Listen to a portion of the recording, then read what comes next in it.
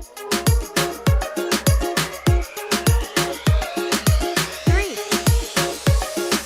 two, one. You're listening to Two Babies in a Business, a podcast about business, marketing, growth strategy, staff, clients, babies, and marriage. I'm Christina. This is Peter. And we are continuing our series on the value of tourism. And Peter with another exciting special guest. Yes, we have a special guest today, and this is the first time I'm meeting her, so that's kind of cool. So I am going to learn all about Andrea, just like everybody else. Andrea, with that, why don't you wear so many hats? So I feel like stumbled upon each other at the TIA BC conference before the world changed. But we've gotten to know each other through work that CIPR is doing for Kootenay Rockies tourism. But I feel like we could call you like the Jill of all tourism trades. So why don't you introduce yourself? Because I'm not going to get all your hats right. Okay, thanks for inviting me to come on to this. This is a great opportunity to showcase our area and, like you said, the value of tourism. My name is Andrea Ryman. My husband and I are celebrating 15 years in business with our rafting business, Endless Adventure in the Slocan Valley. Nice. I am the Destination Marketing Director for Castlegar, and I volunteer and sit on the board for Kootenay Rockies Tourism, and I am the chair of Aero Slocan Tourism Association. So what does all that mean, Andrea, other than the fact that you're maybe even too busy to be joining us today?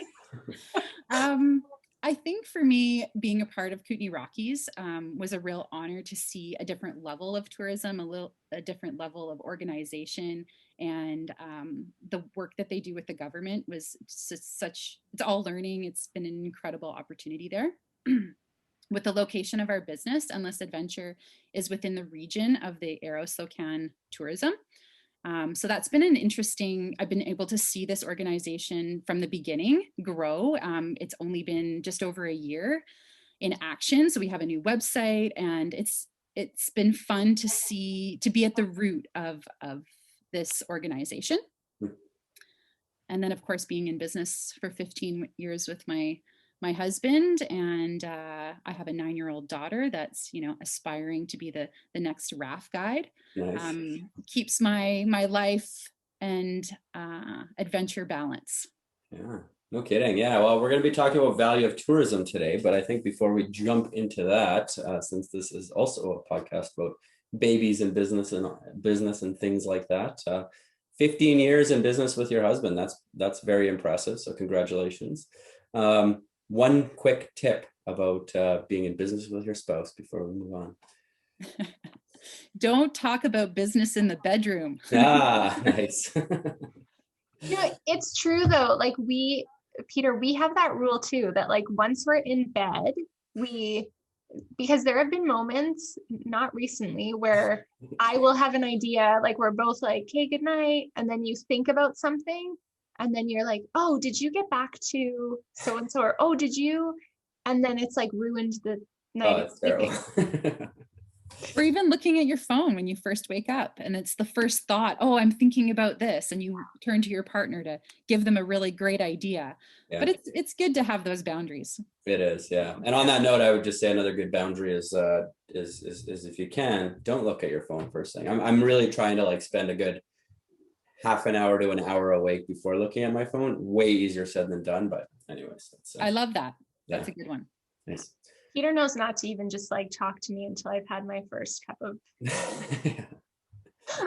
For sure. So we're here to talk about the value of tourism, which is something we've been talking about in this podcast for a number of different episodes. And I think this is going to be an interesting one because we have really from the perspective of, like Andrea introduced herself, not only an operator, but a person that's involved in the tourism space on a number of different levels. So Christina, I'll let you start off with the interview questions. Oh, thank you. So good. Andrea, I feel like, what does value of tourism mean to you? Like, I think, again, you have so many different perspectives, but what does it mean to you? And maybe, how is that transforming as you're starting to work in the value of tourism space? I think, I'm celebrating 5 years now in Destination Castlegar. And I think what really came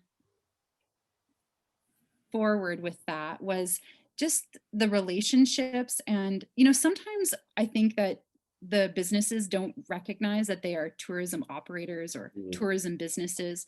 Restaurants don't necessarily consider themselves in the industry. And that's been one thing that I've been really trying to bring awareness to my community, because offering incredible experiences encourage locals to come back, but also encourage visitors to return. And mhm, so really supporting the accommodators and restaurants and tour operators and getting them to showcase their best sides. They're the experts, recognizing that they not only employ and train our locals, but they sometimes even export experts to come and fulfill their team to really make those experiences remarkable. Um, so I have to give kudos to those businesses, especially recovering from this pandemic, in the ride that they've been doing, and in hopes to really support them in future years to come and inviting more guests in the area. mhm, Yeah, I think one really interesting factor, and we've had this conversation before around, the hotel that's filled with energy workers or the hotel that's filled with industry workers, and the operator not making the connection that, yeah, they're traveling for business, but there's this concept of business tourism. Hmm. And they have a corporate card that they're spending at restaurants in the community, and they're scoping out the community with the potential of bringing their family back and that piece. And so how do you what conversations are you having in your region and community about value of tourism?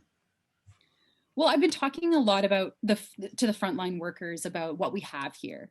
For a while, you would ask at a local restaurant, "Hey, what do I do? I'm here for 3 days," Yeah. and the restaurant would say, "Oh, go to the neighboring community. They've got all these other things going on, right?" And so I've been really trying to educate our locals to look out the window and appreciate what we have. When we offer these incredible experiences to guests and locals, it creates these memories and connections to a place where they, like you said, want to bring their families back, or are dreaming about that next visit, or maybe they're even trying to plan something to move here and relocate. And mhm, how a huge impact that could be for our community if there's new money, new businesses, new faces, that can all influence better infrastructure, better parks, and really work on that economy piece. No, it's so true. And is there conversations happening about just you talk about that sort of appreciating your own backyard kind of thing, and there's also value that tourism brings to locals, which is now all of a sudden there's a second restaurant or a fourth restaurant or a new restaurant or a new whatever happening, that is actually something that obviously locals can take advantage of as well. So are those also the types of conversations that happen? Yeah, absolutely. We've definitely been talking a lot about like our parks and boat launches and different types of infrastructure like that. But there's also, the preservation of our culture, and, those museums and art. We're sculpture capital of Canada here in Castlegar. So Oh, the sculpture walk, is and then our heritage. We have a really neat niche of Doukhobor heritage that has a thick cultural take on this, right? So I think that it's that visitor curiosity that keeps that cultural piece sustainable and thriving. Mhm. yeah, I love that. So, I mean, I guess the more serious note, I feel like government is obviously a big stakeholder when it comes to value of tourism conversations. What's that world like for you? Where are you kind of having conversations now? Advice you'd give? Because I feel like a lot of the community DMOs and people like you who wear multiple hats often leave the government relationship by the wayside. Don't really think about it, maybe until it's too late when they need money or a grant or something. But how do you perceive that kind of government side? What have you been working on? Well, Destination Castlegar is in a position where we work with the Visitor Center, the Chamber of Commerce, and the Economic Development team. So we are a really cool combination of a really dynamic working force. And then we have the city and our regional districts. And so we do have monthly meetings with them. I think that tourism specifically in our community hasn't necessarily been the forefront. It's been the working culture.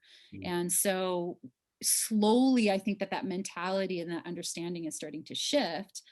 And we're at early stages in creating those leadership conversations. I think that it's starting to become, on the top of mind, especially of government. And to be honest, during the pandemic has really been able to shift some of those focuses because tourism was able to access different types of funding for different types of opportunities, and showcasing that we have a bit of an insider perspective has really been able to elevate our relationship. So it's coming. It's work in progress. It takes time, but so does every relationship and connection. Yeah, no, totally. And I think, that's a great point in terms of just one, it just takes time. And I'll say I've been doing government relations work for most of my career, and it actually never ends because government politicians change, people change, right? I mean, it's an ongoing process that really needs to be part of what you do, what every industry does.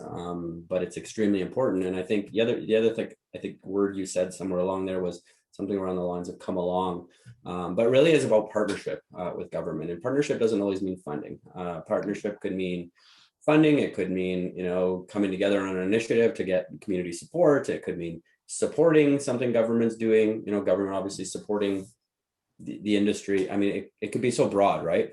But those types of conversations only happen with that, slow and deliberate relationship building over time.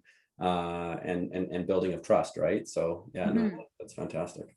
And the more that they know about the different pools of access that I have and different connections that I have, the more that they will open up their conversations to, hey, we've got this really great idea. We want to work with you on developing this. Can you keep your ears and eyes open for different collaboration opportunities or funding? Exactly. Yeah. Andrea, anything else you want to share with us about value of tourism and what matters to you? I guess lastly, one of the things that's really specific to our area is that transportation can be somewhat a challenge. And so, inviting people and having that insight perspective on how visitors are moving around the area can really identify some of the gaps that we're missing. And again, with those community leaders and that collaboration, we can kind of work on that and really improve our connectivity within our community and within the region.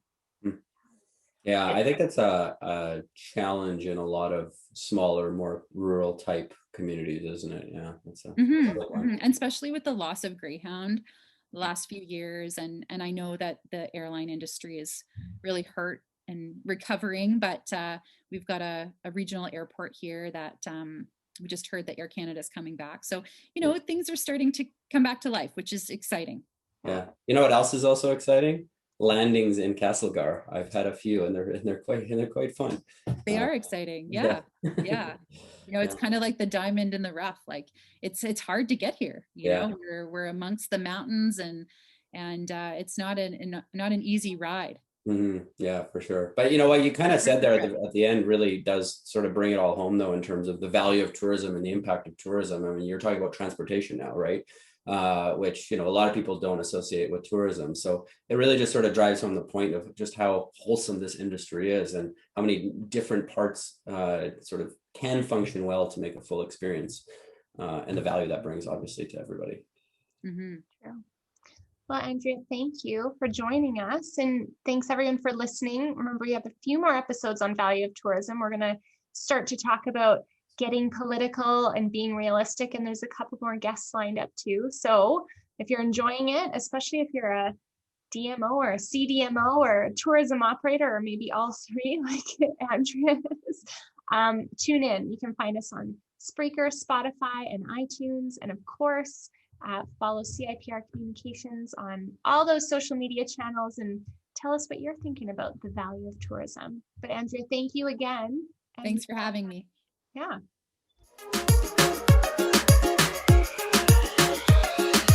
3, 2, 1.